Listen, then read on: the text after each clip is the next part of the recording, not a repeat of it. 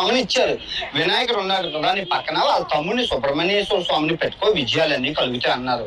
నన్నంట travelling కొన్నాళ్ళు పక్కన పెట్టి ప్రజా సమస్యల మీద పోరాడమన్నారు. ఒక 10 వాక్యాలు చెప్పారు. కాషాయం రంగు కప్పుకొని దేశాన్ని దోచుకుంటున్నారంట, వాళ్ళందరూ చూడమన్నారు.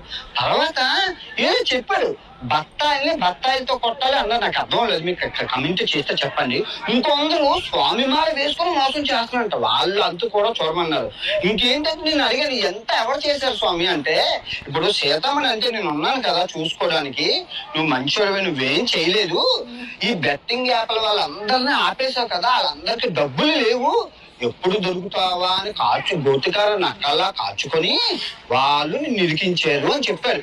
మరి తప్పదు, అయితే ప్రజా సమస్యల మీద పోరాడతాను స్వామి. మరి ఎలాగంటే బూతులు ఆడొద్దన్నారు. 2026 అస్సలు బూతులు ఆడొద్దని అన్నారు. మరి మీరు చూసుకుంటారంటే ఆయన చూసుకుంటారట. ఆయన మీద ప్రమాణకం చేసి ఆంజనేయ స్వామి మీద 2026 బూతులు ఆడను, ఒకళ్ళు ఆడినా కూడా నన్ను మీరు చొప్పించుకొని కొట్టాలి. 2026 మటుకు ప్రజల కోసమే పోరాడమన్నారు, ఆడవాళ్ళ కోసం ముఖ్యంగా పోరాడమన్నారు.